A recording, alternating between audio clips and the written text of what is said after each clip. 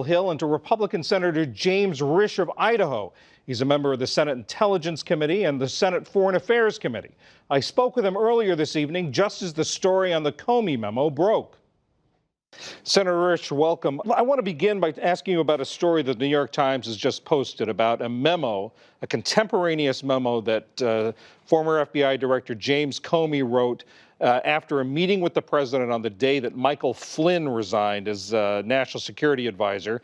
He quotes the president as asking him to let the investigation into Flynn go. I hope you can see your way clear to letting this go, to letting Flynn go. He interprets it, Mr. Comey interprets it as asking for an FBI investigation not to go forward. Do you have any reaction to this? Haven't seen it, don't know anything about it, haven't read it, and before I commented, I'd want a lot more.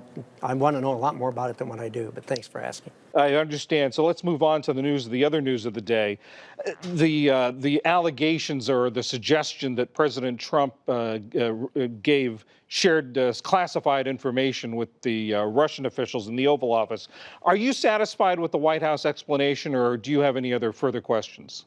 Well, I don't really need the White House explanation on this. There's only one person on the planet who can make the decision whether to declassify something and whether to talk to someone outside of those of us that are cleared with security, and that's the President of the United States. If indeed it was on the subject that, and I'm neither going to confirm or deny that it was, but if it was on the subject of airliner safety, I believe the president obviously had the legal authority to do it. He can declassify at any time.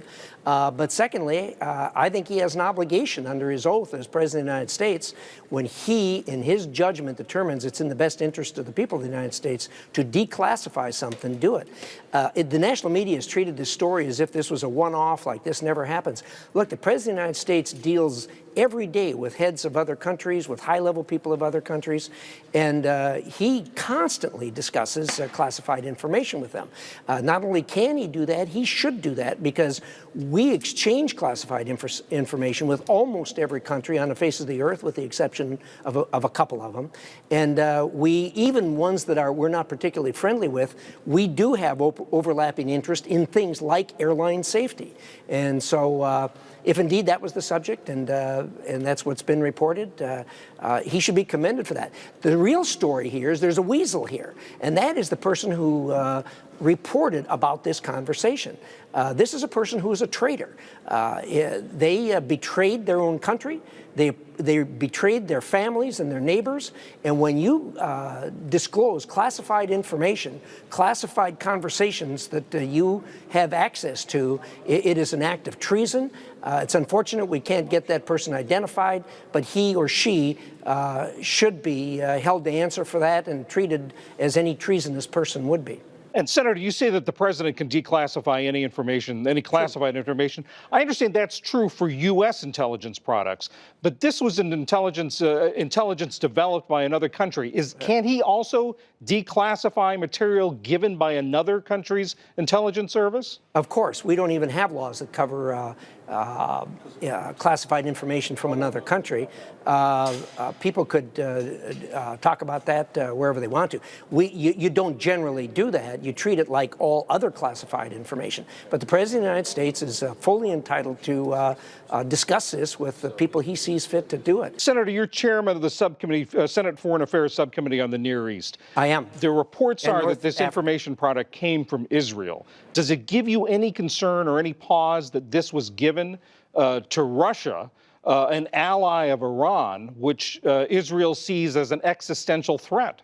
Yeah, well, first of all, like I said, if it was what's been reported on, that is airline safety, it would have nothing to do with the relationship between Iran and ISIS and Hezbollah and all that sort of thing. But my position is exactly the same as the Israeli ambassador, who was asked about this earlier today and said this will have absolutely no effect on the great cooperation between the security and intelligence agencies of the United States of America and Israel. We've been very close. We're going to continue to be very close. We have concurrent interests. And look, there's been other times where there have been embarrassing lapses and disclosures, and we've worked around it, and that's not uncommon in these kinds of things. And even though the president said, or the president's spokesman has said that the president did not discuss methods and sources, right? Is there a concern that there was enough information in what the president said that the Russians could figure out the methods and sources and put that source at risk? Almost never are methods and sources disclosed unless there is a reason to do that, such as an asset would be at risk or someone's life is at risk. So it would not be unusual that the president did or did not know what the methods and sources were. It's part of this anti-Trump fervor that the national media has to try to make him look bad every time he turns around. This was a good act that he did, not a bad act that he did, but there was a bad act done here. Somebody ought to go to the people who printed this and say, look, you're an American, I'm an American, tell us who did this so we can put him in jail. Senator James Risch of the Senate Intelligence Committee, thanks so much for joining us. Thank you, John.